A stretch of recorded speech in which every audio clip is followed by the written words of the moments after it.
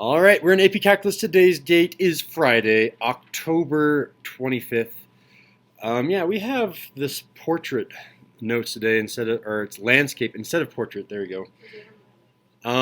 What is our objective today, Stego?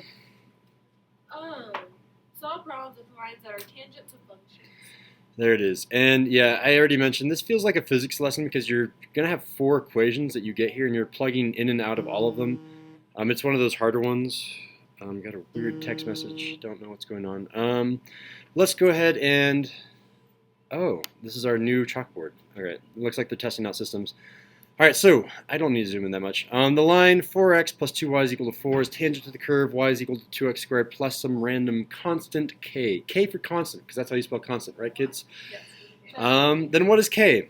So we are given our tangent line and we're given a curve. So I've already filled those in. So this is how you set up the problem every single time.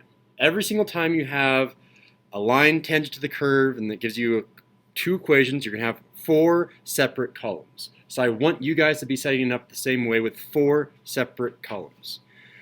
And then just fill in what you know. So we have this line tangent.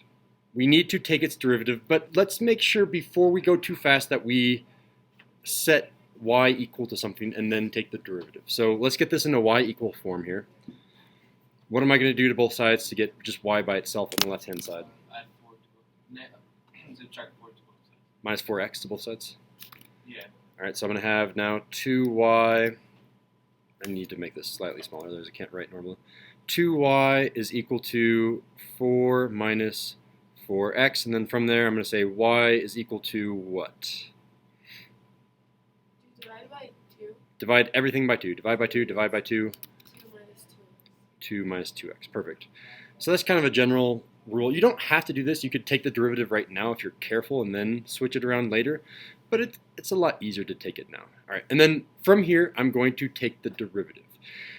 And that's kind of the key step is like once you have the tangent, then we are going to take the derivative and we will be able to tell what the slope is. And you can kind of just tell from algebra 1, oh, I know what the slope is. The slope of the tangent is what? 2. Careful. Negative 2, yeah. You can just look at it right there. And then the way that we say that in calculus is we say, oh yeah, y prime is equal to negative 2. If I took the derivative, I would say, oh yeah, the slope is negative 2. So let me write what I'm doing over here on the left-hand side. This means that the slope of the tangent, this is just the slope right here that we just found. So kind of picture what's happening in your head. You have some random curve, some curvy thing, and then we know at this one weird point,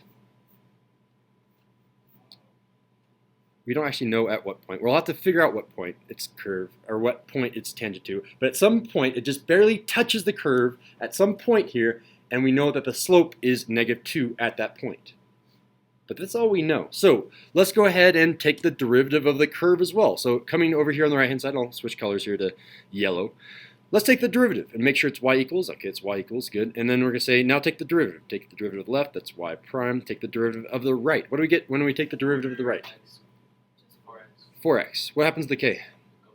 Goes away. This is a constant, k for constant. Derivative of a constant is 0. Bye. All right, so we know that y prime is equal to 4x. But we also know that we're going to assume that these touch at least one point, right? Because a tangent touches the curve once, which means we can set these two equal to each other. They should be the same slope at that point. Let's set them equal to each other, right? So I'm going to come up here and say, well, this y prime is the same as that y prime. So I'm going to say negative 2. I'm going to color code this to make it a little bit simpler to see. Negative 2 is equal to 4x. And it really helps to draw arrows. This negative 2 went right there. I guess if I'm being a little bit more technical, this negative 2 went into that y prime. And now I can solve for the x coordinate of where this point of tangency happened. So I can divide both sides by 4, and then I get what? X is therefore equal to negative 1/2. So we know at the x coordinate, negative 1/2, we don't know what the y coordinate is yet. I have some point of tangency happening where this tangent line exists. And I'll show you this on Desmos in a sec too, to show you what's happening. All right, so let's again go to the tangent line. What was our tangent line in y equals form? We're going to rewrite it here. This one right here. Y equals 2 switch to green here. Y is equal to, 2 negative minus 2x. there it is. So we know what x is now, right? Yes. The reason I'm choosing to plug it into the tangent line first is if I plug in x into the curve to find y, I still don't know what k is, so I can't do that yet. Again, if I knew what k was, I'd be done because it's asking what is k. That's the original question. So I'm going to come and sub it into tangent because if I sub in x here, then I'll figure out what the y coordinate is. So we'll have the x and the y coordinate of that point of tangency. So let's plug in that negative 1/2. So this is going to be, just rewrite it, y is equal to 2 minus 2 times, right here is where I plug in negative 1/2 because that's our x. This negative 1/2, you can draw a line, went right there. All right, so what is y? Y is equal to? Y is equal to 1. Careful. 3. 3. Because it's going to be 2 plus 1, so y is equal to 3. All right, so now we have the x and y coordinate of the point of tangency. So we have x and y, and look, if I plug in x, if I plug in y, everything is unknown, or the only thing that's unknown is k. I have everything else. We can just plug it back into the curve and we'll be done. And it is going to be the same procedure over and over again where you do tangent, curve, and you're done. So coming over here to the curve again, copy down the curve, but you can, well, yeah, we'll just copy down the curve. Curve is y is equal to 2x squared plus k, but we know most of those things. We know that y was equal to 3, so this is a 3 right here. We know this is going to be 2 times that x, we know x is negative 1/2 from the yellow, negative 1/2. That's still going to be squared, and I have to add the k. Again, if you want to draw arrows to show what happened, this 3, they're called clairs. And for those of you watching the video in like 10 years in the future, whoever does that, you guys are weird, first of all. And second of all, we have a girl named Arrow in this class. And So this, we're calling them players. No, I just call them arrows. that's not the best line. So it's going to come off here, But and then down. There's a better line. He was boring. All right, so what is negative 1/2 squared? 1. Careful. So the negative 1/2 squared, and I'll do it off here to the side as well. Negative 1, I need to do more to the left. Negative 1/2 quantity squared is the same thing as negative 1 quantity squared over 2 squared. And negative 1 quantity squared is just 1, and 2 squared is 4th. So it turns into 1/4.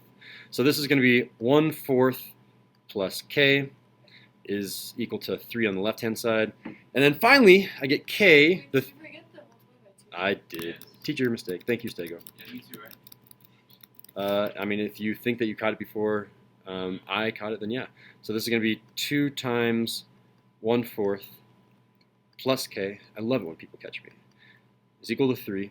And then from there, 3 is therefore equal to 1/2. 1/2. Thank you, Gio. Plus k. And then what am I going to do to both sides? Divide. Wait, no. Just drop 1/2. 1/2. And I get 2 point. There it is. And that's the thing it was asking for, right?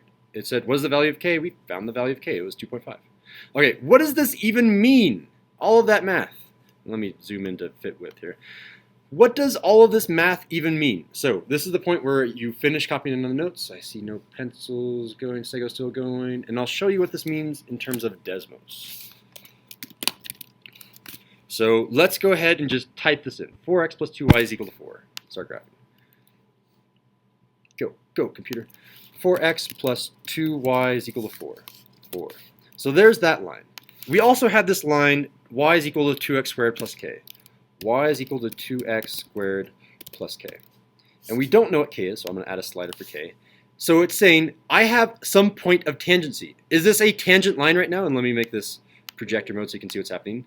You should be screaming, no! Because that's a secant line. A secant line goes through it twice. So it's saying, oh, well, what's the value of k that makes this function just touch it once? And if we come up here to 2.5, oh, look at that. Oh, so I can just cheat like that. You could totally cheat like that if they let you have Desmos on the AP test.